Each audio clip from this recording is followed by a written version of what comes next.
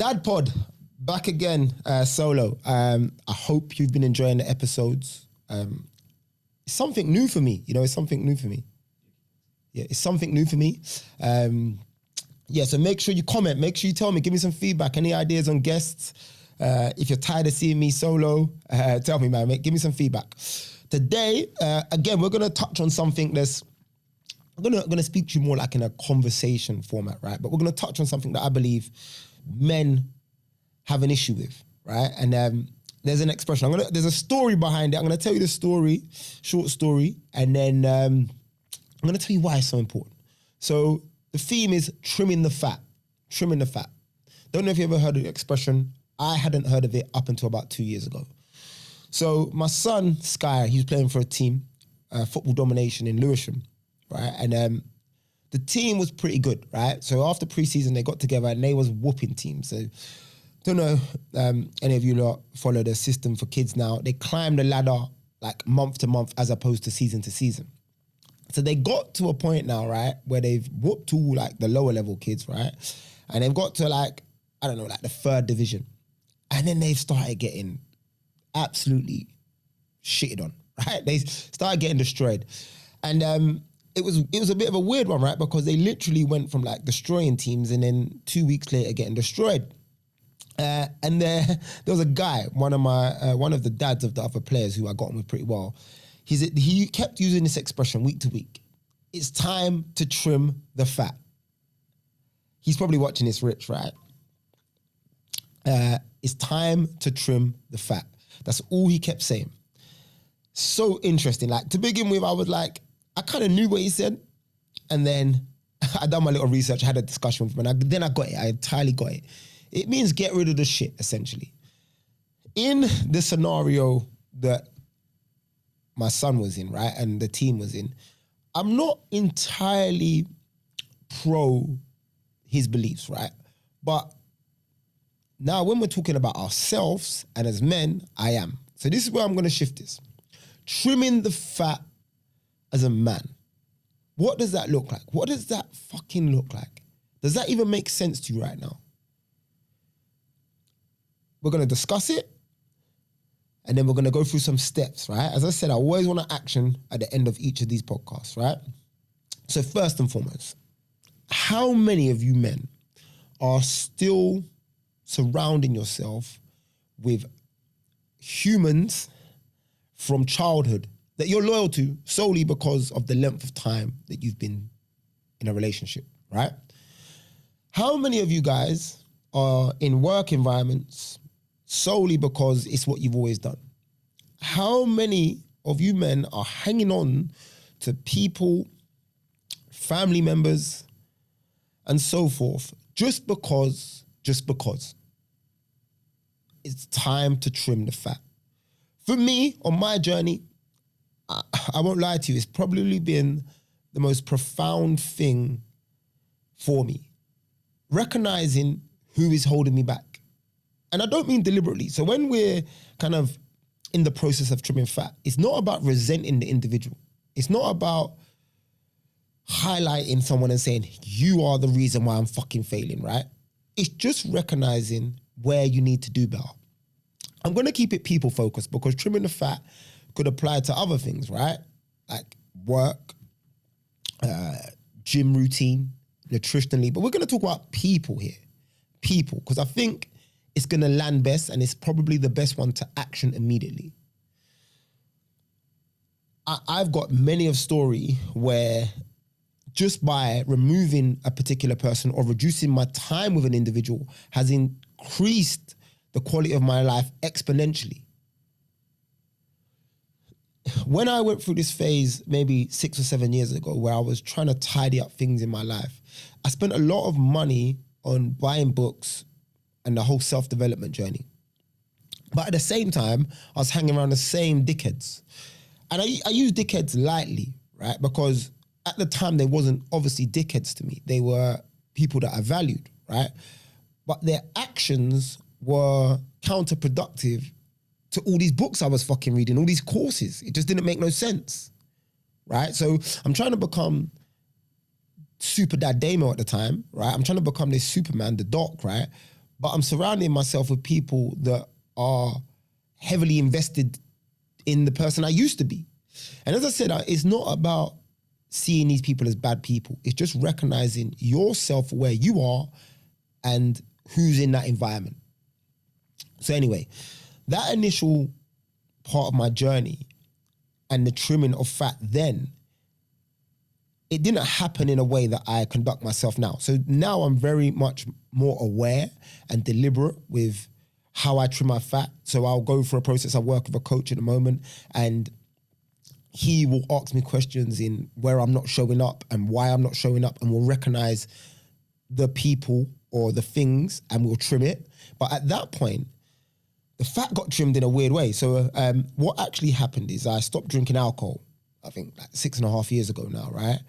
And essentially the people around me, the main reason why we had a relationship is because I drank alcohol, right? But I didn't want to admit that. Well, I was not even conscious enough to admit that at the time, right? But one December, I said, I'm going to stop drinking alcohol for 3 months. Within those 3 months, not only had my life improved drastically, right? I didn't say I become a millionaire, but just in terms of productivity, but I spent less time with these people. So like essentially I trimmed fat indirectly. But moving forward now, 6.5 years, it is an important part of my process, my regime, my self-development journey, trimming the fat. So many of us surround ourselves with toxic people, right? People that are directly indirecting us. That what they offer us does not take us towards where we need to go. Examples, if you are trying to lose weight, right? You are not going to surround yourself, right, with someone that is happy fucking eating McDonald's for breakfast, lunch, and dinner and doesn't want to be active. That person needs to go. It needs to be trimmed. This may sound unpleasant and extremely offensive, right? But it just simply doesn't happen. Your environment is a large, one of the large contributors to your success. So another example of trimming fat, you want to feel more positive. And this one's so common. This one happens. I happen to have conversations about this one all the time. People are like, I feel negative all the time. I feel like a pessimist. Who do you hang around with? Oh, my friends, man, they're like the same, man. So then you start thinking there's a problem with the world, right? It's not. Fucking negativity attracts negativity. You've surrounded yourself with a group of dickheads that constantly use negative vocab, carry themselves in a particular way, down to their body language, and then you've bought into it. The reason why you feel negative is because you haven't trimmed them. You haven't got rid of them. I challenge you. This will be the challenge at the end, yeah, but I challenge you in that instance to spend more time with positive people. As weird as it feels in that moment, spend more time with positive people. Trimming the fat is hard. Getting rid of people is hard. Because at the core of those people and that environment is you. And essentially, when you started out your journey, there was a reason why you picked those people. It's just recognizing who you are now and what they bring to the table. I spoke, the last time I set you a challenge, it was about bravery. And trimming the fat requires a lot of fucking bravery. You know, it could be family members. Some of the worst fucking people to go on a self-development journey with are family members. They spew out a whole heap of shit. They'll say, stop trying to be people, stop trying to be someone you don't want to be.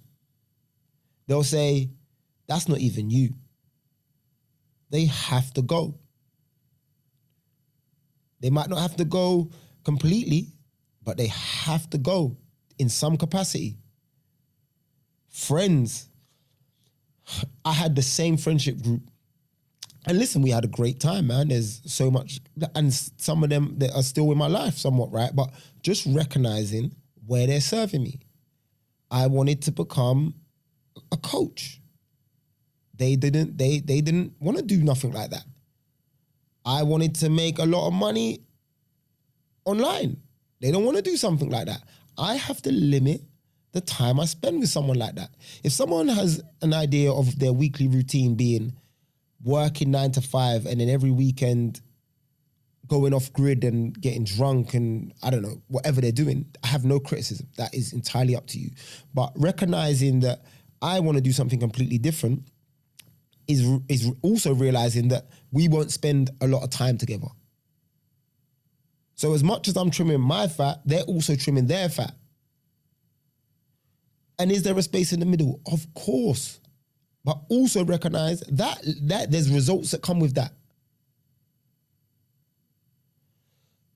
One of the byproducts of trimming fat is you create a space.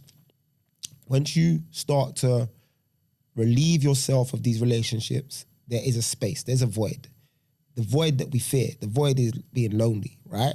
So that's a big reason why we don't do it. We don't want to have that space where, oh, I don't talk to that person. Who do I talk to? Or what do I do come Thursday afternoon when I'm normally with? The byproduct of trimming fat is you have space. Once you learn to manage that space productively, you grow. So you, obviously, in time, new people come into that space. And if you've selected correctly or you've been exhibiting the right behaviors in the right environments, those people will be productive towards where you want to go. You don't have to trim that fat. Now you grow, right? Everybody, once you create an environment where each and every one of you support the goal at hand, you grow. Can you still maintain these relationships? Somewhat. You can take them for what they are. Sometimes they're hard to manage. Sometimes when you're growing this way and you've got these relationships over here, sometimes it's impossible. Sometimes it's not natural. And other times it can turn into casual dinners here and there, you know? But you have to address it. If you're spending a large majority of your time with people that are counterproductive towards your goal, if they're destroying your energy, if they're getting in the way of your actions, they have to go.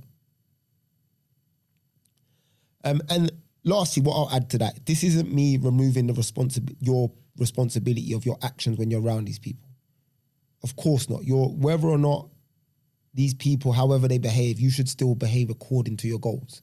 I'm just talking about thriving. My big thing is about thriving and getting results. To give yourself the best opportunity of thriving and getting the best results, you need to surround yourself with the best people. Trim the fat. My challenge, just to conclude there, right? My challenge is trim some fat, obviously. What you will do is you'll break up your day. Next lunchtime, sit down, or next time you have 10 minutes yourself at the end of the day, and you're going to identify a relationship in your life, right? When I use the word relationship, I think a lot of the time people think I refer to their partner, their sexual partner, their wife, whatever, but a relationship, someone in your life who you are in contact with regularly, and identify where you need to trim. So again, I'm not saying you have to cut people off, right? I'm saying to you, you have to identify, is that person draining your energy?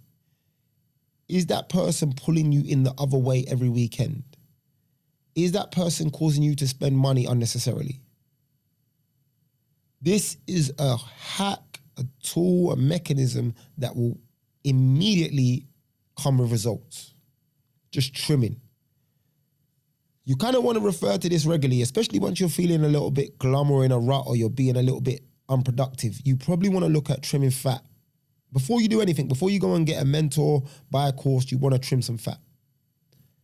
So that's what I want you to do. That's your challenge. Get a pen, you need to write down someone's name and what you need to trim about them. Or just trim them completely. You might say, I need to tell Terry that we can't keep doing this every weekend. I need to tell John that I need to stop spending XYZ on XYZ. You have to get in the habit of trimming the fat, because if not, you'll go around in unproductive circles, toxic circles that will cost you your results. Listen, thank you for listening to DadPod. I hope you're enjoying it. Again, I want some feedback, some comments, some likes, and share, please. Share. I'll do some giveaways. Soon enough, I'll do some giveaways. Thank you for listening to DadPod.